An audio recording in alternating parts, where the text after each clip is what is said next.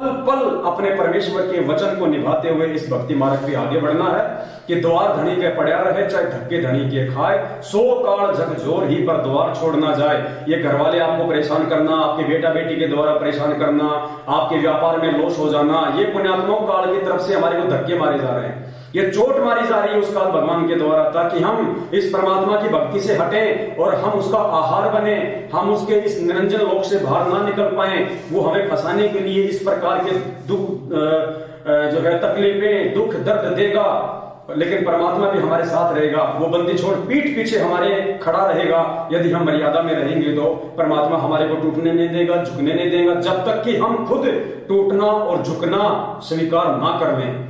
तो दास की केवल आज के लाइव में उन तमाम भगत भाई बहनों से जिन्होंने दास को शंकाएं भेजी थी कि भगत जी परमात्मा जी के ज्ञान आधार से और गुरुदेव के सत्संगों को दिखा दिखा के आप हमारी इन समस्याओं का समाधान कीजिए। हम गुरुदेव के इतने सत्संग नहीं सुन पाए, हमको सतलोक आश्रम मैनेजमेंट हरियाणा ने जल्दबाजी में नाम दीक्षा दे दी, ऑनलाइन नाम दीक्षा दे दी, ना हमें कोई नियम बताए, ना हमें कोई ज्यादा सत्संग सुनने का मौका दिया, जिसके चलते आज हमारी स्थिति ना घर की रही ना घाट की रही, बीच वाली हो गई है।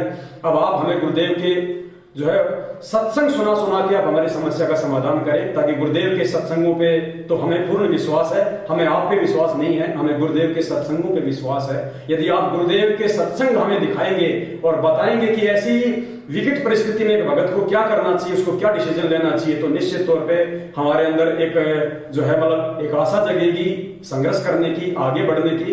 तो दास ने एक छोटा सा ये प्रयास किया था पुण्यात्माओं, बाकी तो परमात्मा ने कह रखा है। अब की बार यदि हम मौका चूक गए, हम दाव चूक गए, पुण्यात्माओं असंख्य जन्मों तक हमारा यह दाव नहीं लगेगा, क्योंकि परमात्मा कहते हैं कि शीश उपाड़े और भूमि धरे।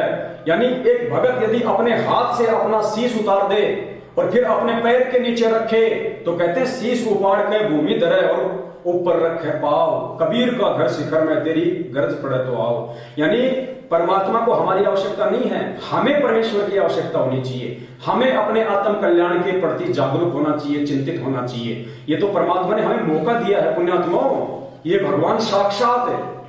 8 सितंबर 1951 को धरती पे प्रकट होकर सदगुरु रामपाल जी भगवान के रूप में हमारे समक्ष आ गया।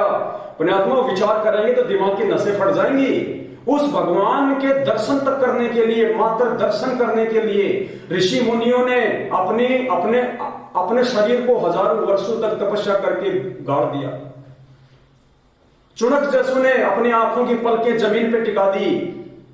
परमात्मा तो छोड़ो, काल ने भी उनको अपना दर्शन नहीं दिया। और पुण्यात्मा आज आप और हमारे सामने सदगुरु रामपाल जी भगवान आप और हमारे जैसा 6.5 फुट का बन के आ गया, इससे बड़ा और सौभाग्य क्या हो सकता है। अब तो केवल वो कर्महीन प्राणी होगा, वो निर्भागी प्राणी होगा जो अपने गुरु जी के वचन को तोड़ के कभी बीजेपी को वोट, कभी कांग्रेस को वोट, कभी हरियाणा के जाट आरक्षण में समर्थन, कभी गैंगस्टरों की सीबीआई जांच, कभी कुपात्र सतलोक आश्रम मैनेजमेंट हरियाणा को ज्योति पाठ और दान का पैसा, गुरुदेव के वचन को तार तार करेगा। जिन कुकर्मों को करने के लिए परमात्मा ने 27 साल से मना किया, गुरुदेव के परिवार के इशारों पे चलते हुए, अपनी मूर्खता और अज्ञानता का परिचय देते हुए, गुरु जी के वचनों को तोड़ते हुए सारे कुकर्म करेगा, वो निर्भागी प्राणी पुण्यात्माओं, उसका इस जन्म में मोक्ष संभव नहीं। ये मैं नहीं, ये परमेश्वर का विधान कह रहा है। परमात्मा का विधान कहता है कि कौन सी आत्माएं पार होती हैं, कौन सी आत्माएं पार नहीं होती हैं, कौन सी आत्मा के मोक्ष प्राप्त करने के लक्षण होते हैं, कौन सी आत्मा के नहीं होते हैं। यदि ये निष्कर्ष आप और हम भी इस परमेश्वर के तत्व ज्ञान रूपी इस तराजू में तोल के यदि हम नहीं कर पाएंगे तो फिर कौन करेगा। परमात्मा ने हमारे को ज्ञानी क्यों बनाया, परमात्मा ने हमारे को भक्ति का मास्टर क्यों बनाया, इसलिए बनाया ताकि हम अपने आत्म कल्याण के मार्ग में कोई धोखा ना खा जाए। कोई भी काल प्रेरित आत्मा जिनको काल नियुक्त कर चुका है, गुरुदेव का बेटा बेटी, भाई बंधु रिश्तेदार जवाई, आपके नामदान संचालक, आपके कोऑर्डिनेटर, ये सभी लोग काल के द्वारा नियुक्त हैं वर्तमान में।